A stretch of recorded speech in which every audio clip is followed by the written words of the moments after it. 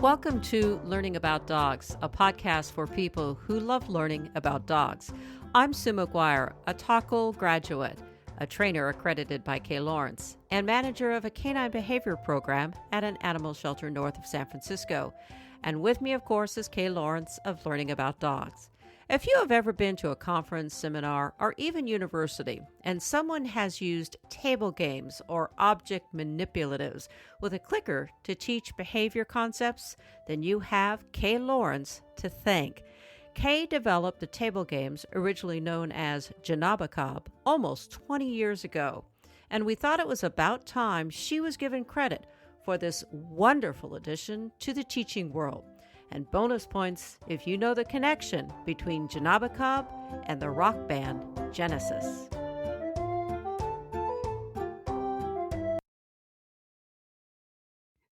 Gen Abacab.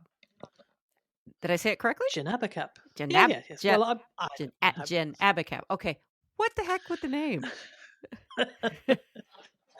So long time ago, there was a band called Genesis. Oh my God! Phil Collins. Yes.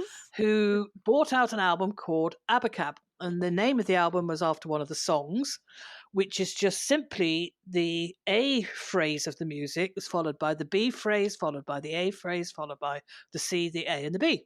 So they couldn't think what to call this piece of music. So since that was their shorthand for writing down how they were going to, put it together, it became Abacab, and then the tour, la-di-da-di-da. So I had a connection to that. So the dog I had at that time was called Abacab.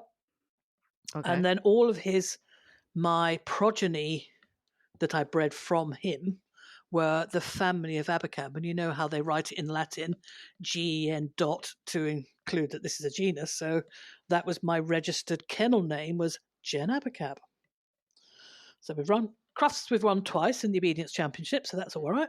And even then, the announcers can't pronounce it right. So it's been round and round for a while. So I thought bringing out a product that didn't need a name to it because it's whatever you want to make it. I thought a little bit like Jumanji, It doesn't tell you what it is by its name. It's just Jumanji. And then you do it. Yep. So it was a game that we brought out, I think about 2002, 2003, something like that. And we sold the whole package with the instructions and the books and the gear and all the rest of it. And we played it at quite a lot of the first sort of wave of presentations I did in the States. Yeah, I was looking at this book. It's copyrighted 2004, so it's been around a while. Okay, I have to stop you though. Yeah. Okay, what was your connection to Genesis? Well, yeah, they yeah. I heard you weren't far away from us. I heard you something like that. Yeah. My other half was one of their sound engineers. Ah, okay. So yeah, but they were, they were. At the time, they were, It's sort of like you look back at this and you think at that moment in time, they were just like a grungy few guys that, long hair, didn't wash very often, and grunted a lot when they spoke, And when you hang out with them, you go, oh, God, you could take a bath, And you didn't really appreciate what it was about. But yes, I had the opportunity to go to fill in on one of their tours when somebody got arrested for certain misbehavior and didn't sleep for over 4 weeks. It was just, wow. But yes, you got to see the backstage stuff. Yeah, I think it's a hoot. I mean, when I tell people that you had that sort of connection, they went, what? And I went, yeah, well, So you had this name hanging out there and you just decided to attach it to this. So how did this particular game come about? Do you recall? I think at that time I was teaching in college, which college for us is not university. It's usually that halfway ground between school and university for kids that are probably not going to go to university. And most of the courses would go up to about year 2 of a university graduate course. So a lot of vocational stuff in engineering and that sort of areas, computer science at that time as well. So this was sort of the late 90s, and I think I was teaching you teach part-time. About 80% of the teachers are part-time because they wanted people that actually worked in photography to come in and teach in, classes in photography, or people that worked in computing to come in and teach as well. You had to do a teacher's qualification, but then I was teaching computing and, of course, the animal courses as well. Quite a mixture. So this was a local college, and they wanted somebody to teach. Oh, yeah. Would you do this one for us? And it was the course that everybody sort of sucked their teeth on. And it always kept passing down until it came to the last sort of part-timer to sign up. And it was communication skills, 4 hours with the computer students. Oh, which is what we call an oxymoron. So 19-year-old lads, group of 26 of them, all boys. Yep. And this was 2001, 2002. So they were really deeply getting into using phones and not pens and paper. And if they had computers, they could all integrate socially very well. Put them in a room without computers, they couldn't even sit in the chairs. They were on the desks. They were, they were just sort of draped all over the place. They couldn't hold a conversation. It was so part of their course was to be able to have good skills to be able to talk to clients.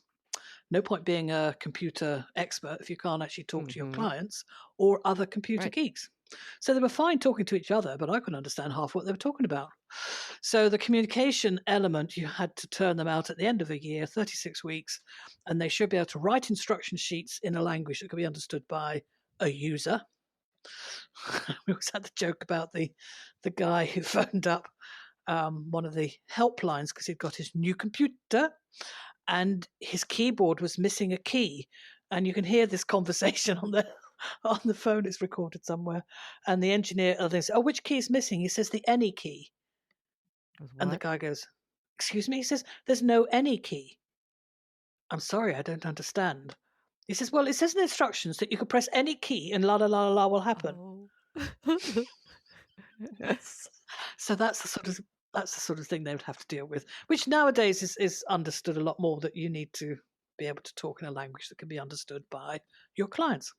So just being able to get them to construct sentences, not talk in jargon, and be able to pick out what needs to be said and what is unnecessary, what we would call précising, it completely went over their heads. So to teach them how to communicate, we played this game with the Lego bricks. So I would bring in sets of Lego bricks, and each set was a pair of 6 or 8 bricks that were identical. So you'd have a set, I'd have a set, they'd be exactly the same.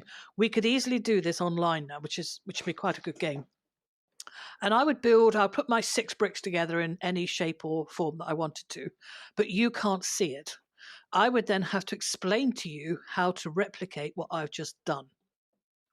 So we'd have to talk about the big green brick with the number of bobbles on it that go this way, and I want you to put that on the table, la la la, and they're talking, and have it this way, and then get the other yellow twosie and add the yellow twosie to the 4th one along, but not facing that way, facing the other way. They can't see what's being built, and you can't see what you're trying to do. So you bear in mind, I have a 4-hour session with them. Boy, this lot got noisy. And then, of course, we take the piece of cardboard away, and it wouldn't be what they wanted. So then we had to pare it down. And I wasn't going to tell them how to use language well. They had to work out as both the teacher and the learner.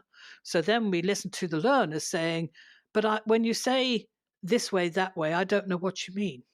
Up or down or left or right. I don't know what you mean." Right. So they decided what they wanted to call stuff between them, and provided the other person could understand it, it was fine. So some of them, I think, did the clock. So they'd say, "I want this brick facing 3 and 9. Yeah, interesting. Yep. Yeah. Or if you wanted the other way, it would be the 6-12 clock or whatever, or east or west, or whatever it was. And then the bricks, apparently it's an engineering term, but the bobbles on the Lego brick are called nipples. And you'd either have the nipples up or the nipples down. Yeah, sure, right, okay. And then they could describe the colours and the single bricks, and then we added extra things with the slopey roof, and all the other Lego bits and pieces that went in and out. And it basically took them, I think, at least 4 weeks. of working this through, coming to a common language. But the skill they learned was to only give enough information to be accurate. Interesting. So it was, it was an interesting form of giving instructions. The next exercise they had to do, I photocopied ordnance survey maps, probably English villages around wherever it was, and they both have the same copy of the map, and I'll ask one of them to go from a point I'd drawn on the map to another point, and the other person would have to follow the instructions on their map. But they weren't allowed to follow the instructions on that. They had to write down the instructions and then try to follow them. So there was Wow. a two-step risk of communication going wrong, which is exactly what our major issue is with training an animal is communication. Yeah, how can we use a common language that you can understand what I'm asking you to do and what will pay off for you for food? Yep. Wow. So again, they had to learn to write down accurate notes and be able to listen and pick out what was relevant and what was not relevant. Hmm. So good, and I think games are an essential part of learning because you're fully engaged in it. You're not worrying about how you do it. You just want to get the game, do the game as we're playing it. So then we started at the same time. Clicker training was really kicking off over here. So we were doing lots of workshops showing people what clicker training was, and the usual game was the clicker game, where somebody who's never done any clicker training would ask a person to stand up in the middle of the room and they'd click when they got right what Right. they wanted them to Right. do. And I think the first two times I watched this, I was dead embarrassed for the person that was the recipient of this. I think they wanted them to untie a shoelace. And this person ended up bending over and not bending over, and and it was just, she just crumbled, mentally crumbled. She just couldn't work out what was wanted. But the person doing the clicking had never clicked anything before. It was just this sort of, yeah, just click and they'll know it's right.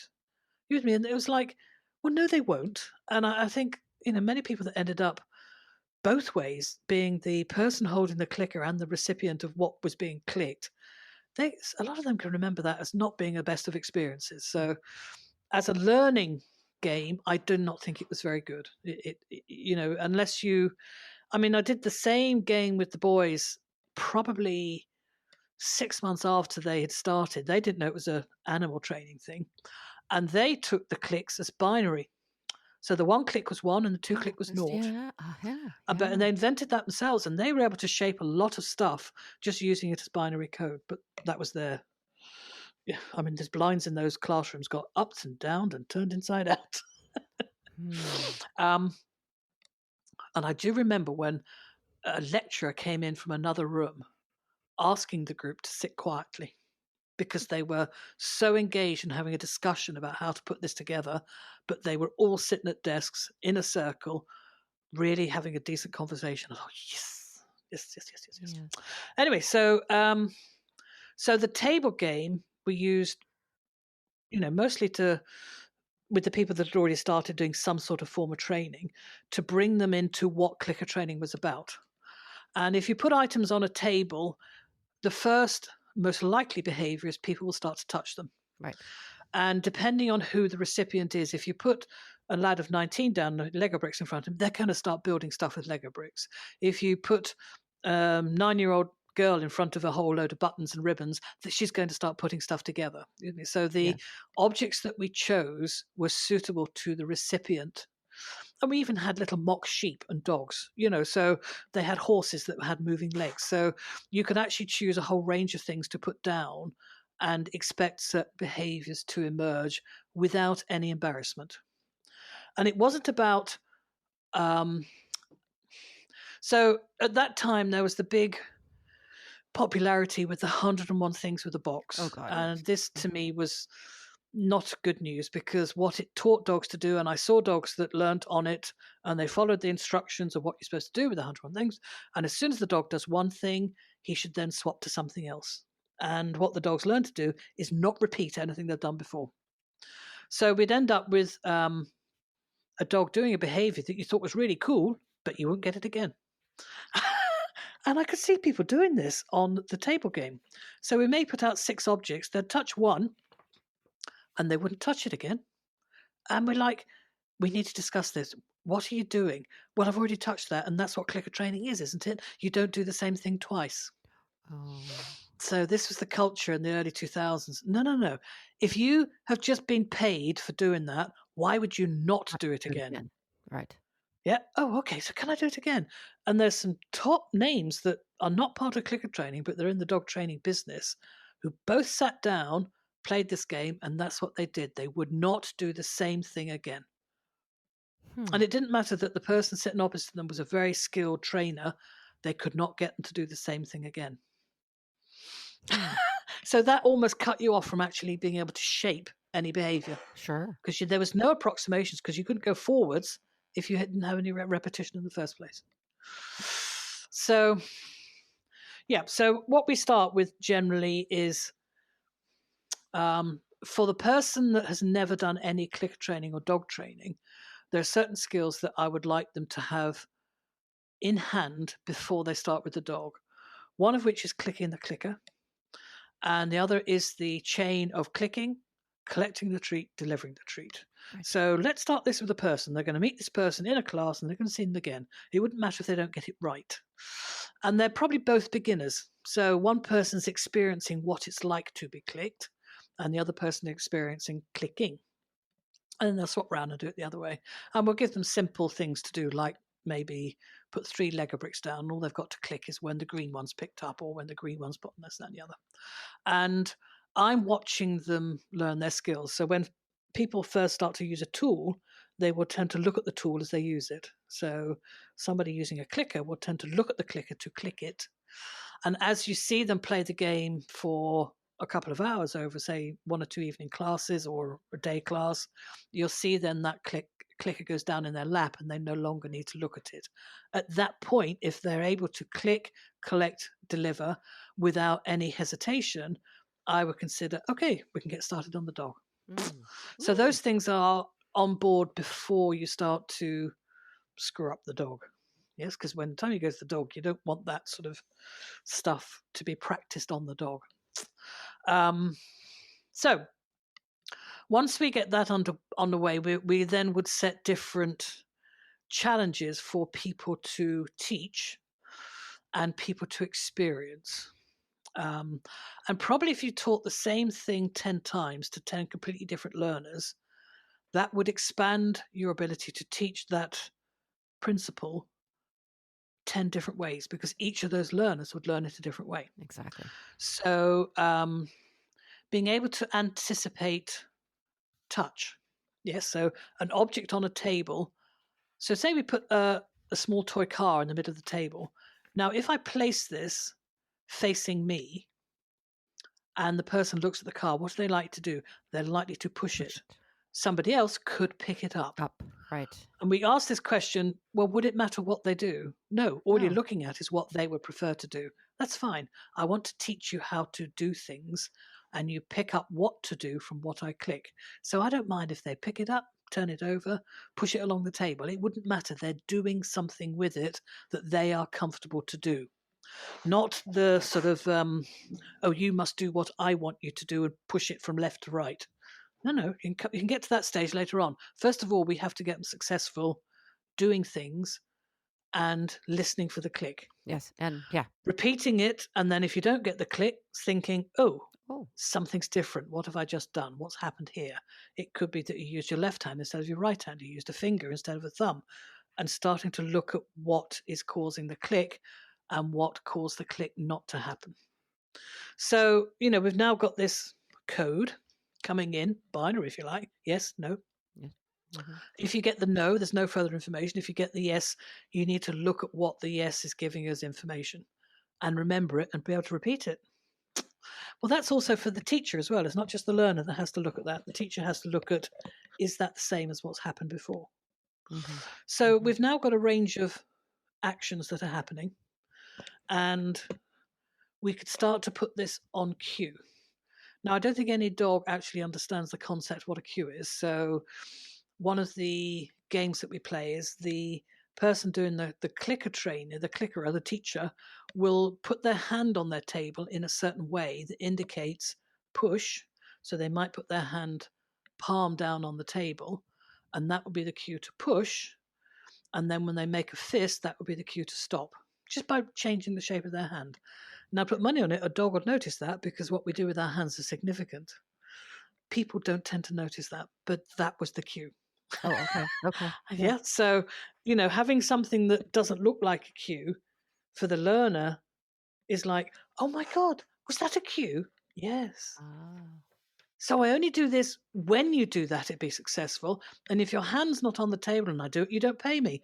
Yes. Wow. So now we've got the principle or the concept of something cued and something Not not cued. cued. I thought that was interesting in the game you introduced that concept of cueing pretty early on. Well, it is critical to be able to build behaviors. Okay. I would say being able to cue and say this cue is for this and that cue is for that, and these all things have different cues, allows you to be able to teach. This is your language of teaching, Hmm. not just I'm going to wait until you get it right. Yeah, yeah. So even with pushing the car, there's certainly I would have a cue which means car. I'd have a cue which means push forwards. I could also have a cue which means push backwards. I could also have a cue which means stop. So there's 4 cues going on, or 4 actions going on there.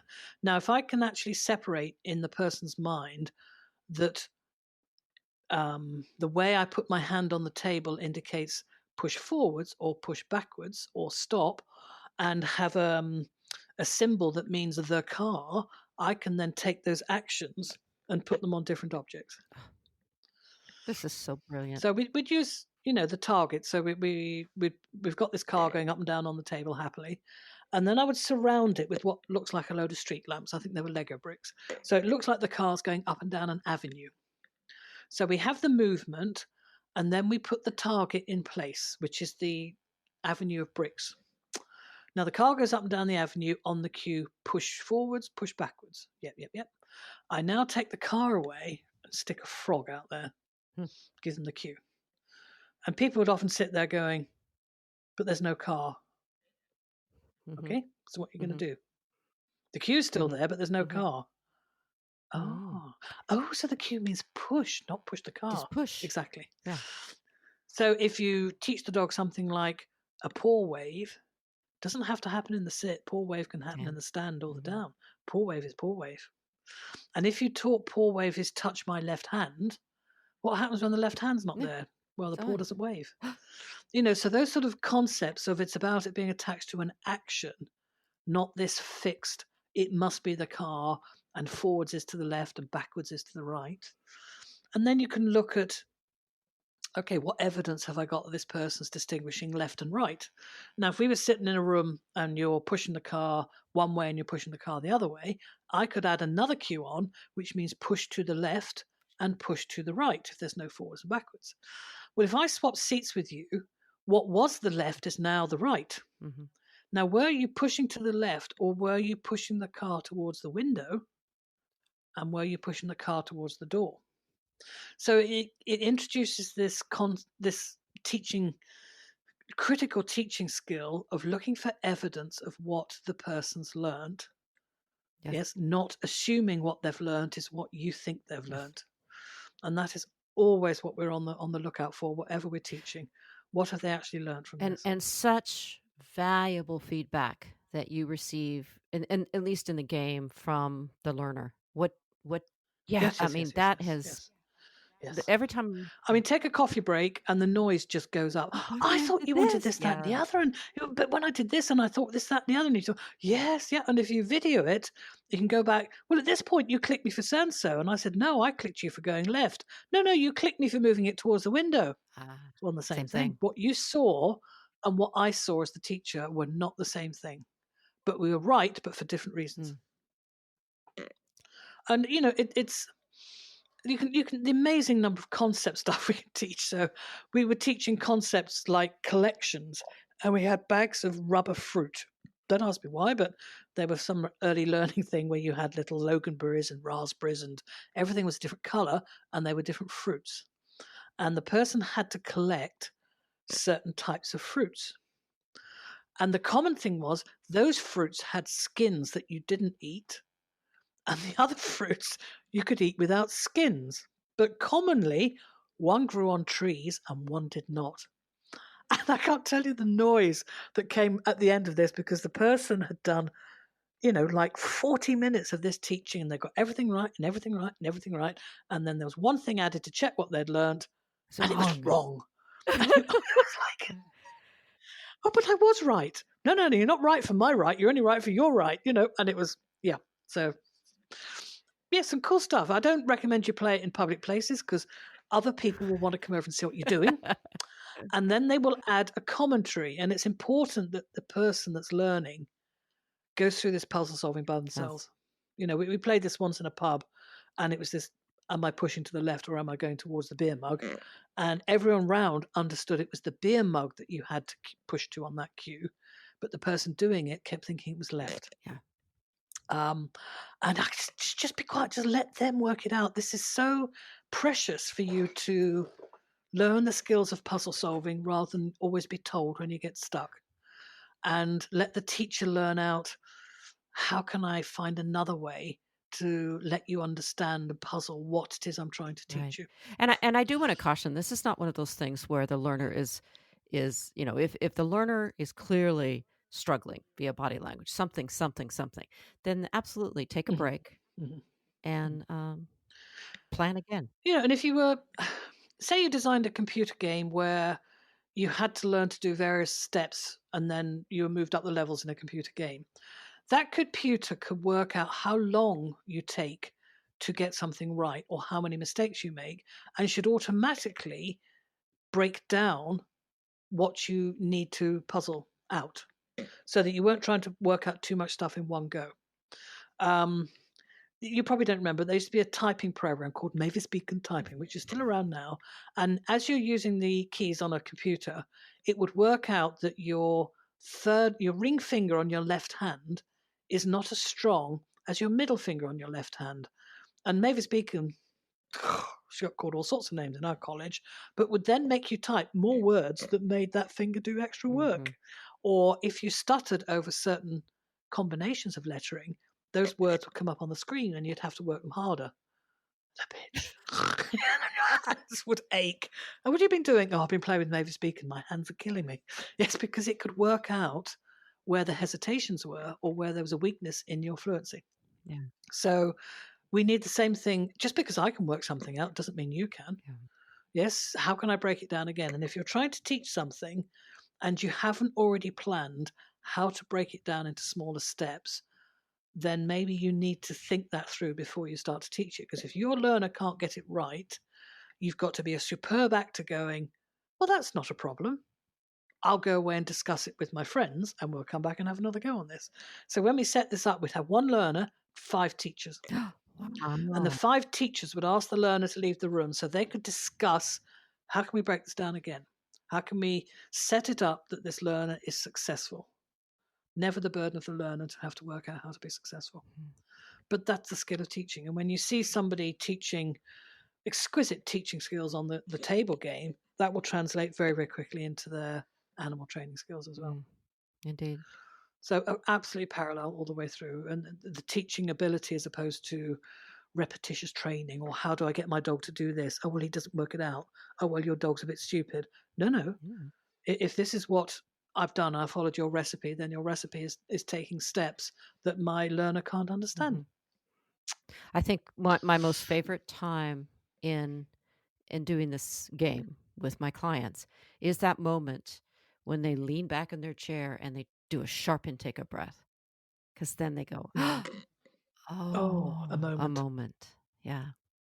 Yep, And for yep, those of yeah, you who yeah. think this has to be some highly experienced clicker trainer people, although it does help, I do this often with some of my second level classes, and the only skill we work on is when is the learner ready to learn? Just All stuff, right. Yeah, stuff that we teach ad nauseum. I thought I'd taught cue seeking, and just to yeah, reel yeah, it back yeah, in yeah, and say, yeah. let's shape that. Let's look at that. Yes. And they are, oh, you don't want me to do anything. You just want me to, oh, and Valuable Yeah, yeah. stuff. Teaching. Yeah, yeah. Learning's not going to happen unless you have the skills of learning. Hmm. So if I have to sit you down at a table, now if you take an 8-year-old and sit them down, whoa, they are fast on this. Yeah, You have to be on your they sit there, they're do this, engaged, they're do that, working do it this, do out. that. They've Yeah. and you've really got to know where you're going teaching wise, because they will be, yeah, got that. What do you want next? Okay. you know, um, and often it's the further away we are from being 8 years old, the harder it is to actually relearn those learning skills. Yes. It becomes much harder to learn how to learn again completely in a new format. Yeah. Which is very often animal training is a completely new format to people that have learned law or different sciences. They're not into looking at actions and patterns of behavior and stuff like that. Except for the people who are dancers. I've noticed that. Some of my dancing Yeah, or probably some sports people, they'll be more used to the nuances of showing action. movement and yeah. So a tennis player would know the difference between turning your wrist one way or impulse of a certain, way of standing or stepping. So if they've learned that, because they've learned also to internalize what the coach is telling them to do, so that's become a translatable skill Mhm. or transferable Mhm. skill. Mm. No, you don't need anything special. We need a clicker, but you can use a pen. If you're a mixed company, the clickers are most unwelcome Mm. because they are very irritating. And if you run with clicker trainers, they are very irritating. So something like a pen top or those little kids bug clickers. Yeah. Or you could even just bang the table. Mhm. It wouldn't matter as long as you've got some sort of marker that's clear. That's what I'm looking for. And you have something that you can learn to pay out with. Yes. If you the kids in college did not need to pay. Being right was sufficient for them.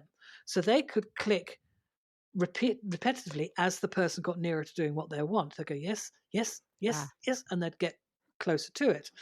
Well, with the dog, that yes, yes, yes starts to get a bit like, Mm. how long could he go on this before I get paid? Yeah. So we split it down into a single event. So it's one click, one reinforcer. Now, when a person's playing this, they've got two hands, and they'll often take the reward, the reinforcer, with their spare Yes. hand. But that means the hand that's doing the thing on the table stays where it is, and you can't get to evaluate whether they've can repeat it if it just hangs where it is. Yeah. So we'd always try and engineer it that the reward is given to the operating hand. Yes, so it comes off the action. They take their reward, and even looking at the body language, what do they do with their reward? Do they just put it on the table? Do they put it in their other hand? Do they hold on to it for Quite dear a lot of people life? hold it in the spare hand, and they'll roll it around like worry beads. And you can see just even videoing the facial expressions of your learner. Especially if you're going to teach class, what does you want me to do what look like? Yes, they'll look at the item on the table, they'll look at your hand holding the clicker, and then they'll look you in the face with a Yes. look. And at which point you're going, Yeah. that's what I Yeah. clicked. Well, you're wrong. Uh-huh. And absolutely, you need to look at the body language of what your learner's saying. Can I just try this again? And they will repeat it slowly and not get a click. Oh, okay, I was right. Tucking their hands back in their lap, sitting back, sitting back satisfaction or sitting back. Irritated. I know I'm completely Yeah. stuck. I don't know Yeah. what to do. Help me out here. And learning to read all that as a teacher, absolutely critical. It's funny you mentioned about the reinforcers. I've stuck on popsicle sticks or ice pop sticks, and that seems to Well, as the reward, as the reinforcer, as I used to use pennies, but then people started hoarding pennies. Money. We use Yeah, buttons button. because I found your Walmart sells off copious bags of buttons. Yes, I'm sure it's Walmart, because every time I go over there, I'd have to go and rummage their button range in the craft section, because some buttons then would be more. You could have a look at the different value of different buttons, because what would be a nice button for me might not be a nice button for you. And you can look at also giving 5 small buttons as opposed to one big one, and see if that affects the behavior. Excellent. So there's a range of using different. And often that's a question people come up with. How can I know the different value of rewards? Okay, let's get the game out. Yeah. So we played this game with somebody who's a very well-known name over here in a certain dog business. And Sly. he did a behavior, and I think whatever it was, there was something like turning an object round. And as he turned the object round, yada, yada, yada, yada, click, and the girl would give him 5 buttons, 5 little buttons, those tiny little Yeah. shirt buttons. Yeah, and she'd take time to pick them out and then pay them to him. He put his buttons down. Yep, got them out. And he did it again. So it was like a continuously turning behavior. Click, yeah, yeah, yeah. And we did this 5 times, and then she only gave him 1 button, and the behavior ended. Oh, interesting. And he sat there and he said, I couldn't understand Nice. why I was now being punished. And I was expecting 5 buttons and I was working harder. Huh. And it was like, okay, so exactly. You want to pay a jackpot? You want to pay more? What happens when you stop? Excellent. Excellent. And then turning it around the other way, what if you always pay a random type of button? You know, in some of these mixed button bags, some of them are big, some of them have got little animals on. So how can people learn to play this game? Or is I'm almost hesitant to spring this on people without some foundation, of course. Well, I mean, they can download the PDF of the booklet that we did years ago from our website. There's a article on it, and a couple of videos that we made because when we go on our animal training cruises, you know, the practical skills is you can lecture as much as you like, but being able to apply the practical skills is critical. So we would play the games on the ship at sea, all rather wonderful. It was fun. Absolutely. I had a great time. Yes. Up on that top deck with the, wonderful. Waiter service. It was super. Yeah, so, yeah. And also, it's quite not a spectator sport, but it's, I think, valuable for people to be able to watch that sort of training happening. You know, particularly if it's skilled learning and teaching going on, you can really learn a lot from watching it. So, you know, finding videos on it would also be a cool thing. But probably if you Google, you know, Gen Abacab, you're not going to get the games. You're going to get my dogs, because that's all the kennel dogs. Yep. Right. It's a valuable game. You know what? And I do want to tell listeners that in the episode notes, I'm going to be linking some videos. Good. I think that we're going to, we should be seeing our lovely friend Helen, and is it Leslie playing the game? Yes, that's right. Yes, but I think they were terrified, mind you. Oh, well, that's okay. But I do appreciate that moment. If you look at the video, that moment where I believe it's Helen sits back in her chair, and you can see her contemplating something. And you know, again, I think it's important for us to do it with the people and see and observe the responses in the people, because then that does. We obviously are not going to ask our dogs to sit back and contemplate. But they do. It's okay. They do. They do. Yeah. Right. But I wouldn't want to do this with, you know, skilled learners versus what the heck, you know? I think with, What do you want? and also the videos, what we do now is, I mean, Leslie particularly she was unsure about what to do, and she wanted to get the video right. She said, do you mind if I practice it without Helen to start with? Absolutely not, but can I video you practicing it? Because I think this is an important thing. And I remember watching, you know, Ken Ramirez when he was doing something like Match to Sample. He would always set up a practice session without the animal and then realize that you can't use this object because when you keep putting it down, it keeps rolling off the table. Yes. Or when I pick this up, it doesn't look the same to you as it does to me. So, you know, having a look at this, yes, prepare, get ready, work out where you're going to put this, work out where you're going to put that, check this here, check that. Can I do this? Super. And then if they get that bit right, am I ready to go to the next stage? And if they don't get that right, have I planned what to do if they don't get it right? And I also, you know, people want to write down their instructions, and I go, no, you're expecting your learner to remember this. You need to work out a way of remembering this. And if you need to take a break every 10 or 15 minutes or every 30 treats, measure out 30 buttons. And then when you reach the 29th one, okay, we're going to take a break. You know, so those sort of good disciplines carry forward then to working out with the dog. So if I'm going to do a training session with the dogs, I absolutely will practice first. And if we're going to teach cup on a stick, of course you must practice loading the cup on the stick, placing the food in the right place, moving around the room with it, holding the clicker on the stick. long before you bring the dog in. There's nothing more, I think, for whether it's a person learner or a teacher learner, to try and learn from a teacher that's not prepared what they're going to do. The flow just Mhm. evaporates straight away. Oh, just take a break for a minute. Oh, you go back in your crate. Or would you leave the room? Ugh. Oh, yeah, yeah, yeah. And by evidence, by the fact that you were just mentioning that five teachers to one learner. Mm, You know, mm. I mean, if it takes that much mind to plan and strategize, Well, it my does. goodness, you Yeah, should. yeah, It it does. does. Yeah, Yeah. yeah, yeah, yeah.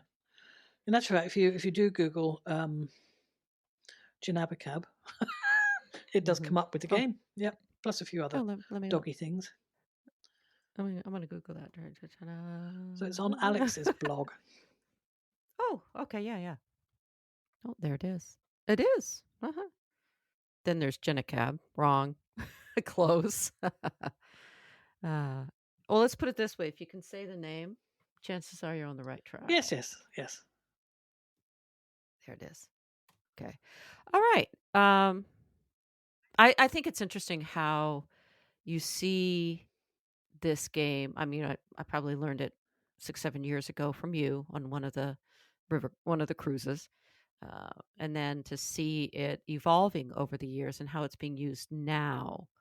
But still, there's worth in looking back at its origins. I would encourage people to look at the origins.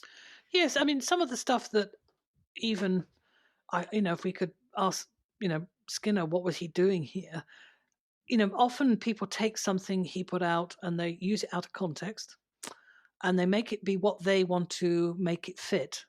Yes, as opposed to, no, I'd like to actually go and have a look back at the original and see what was the purpose behind this. And maybe some of it was of its time, but sometimes what somebody is using it for was not the original intention whatsoever. And how often have we seen a quote that's totally out of place and you're going, no, this is wrong.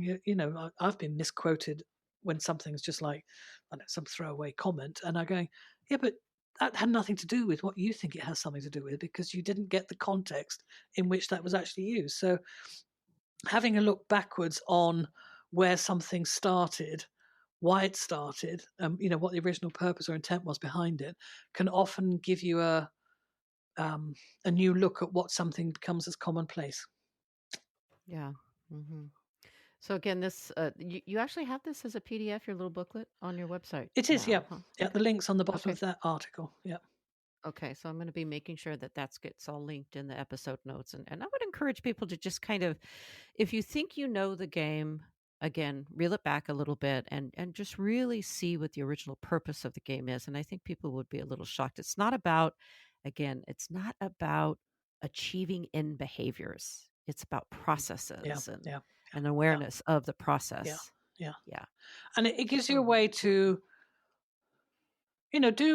our workshops are nearly always 9 till 5, long training days. No dog is going to want to be out of training all that length of time. So usually, first thing after lunch, we would play a game, and it might be looking at chains. So say you want to mhm. do a behavior chain that's 9 actual components in the chain. And we divided the room up into 3 groups, and each group was probably 5 or 6 people. One of those group is there to take notes. One was the learner, and the other 4 are the teaching team. And I'd like you to you're going to look at building a chain of 9 component behaviors, which you've got to build all those behaviors first, or how you want to do it's up to you. And the person in about an hour or at the end of the afternoon needs to be able to run this chain through. And they'll do 9 things. It could be stacking this on that, moving that over there, picking up that, inserting, whatever the objects were on the table. Well, it probably took them half an hour to work out what 9 things they could train the person to do, what cues they could use to actually do it. So one group were chaining it forwards, one group were chaining it backwards, and the third group were chaining it in clusters of 3. So they did 3 Interesting. and a 3 and a 3, and then they put the chain together of the 3. And then we all had a watch as to how it went. And we asked each learner what they learned from it. And I won't tell you the answer, but if you get a good evening's doggy group and you all trust each other and you've got a glass of wine, that is one of the concepts you can have a look at. Hmm. And you might Okay. surprise yourself as to what is the answer. Go to the website Learning About Dogs, download the Gen Abacab playbook, Go grab some dog nerd friends and play some games.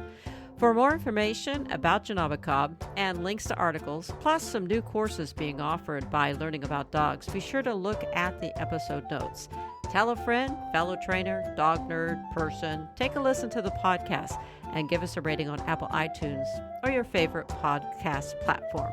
Thanks for listening.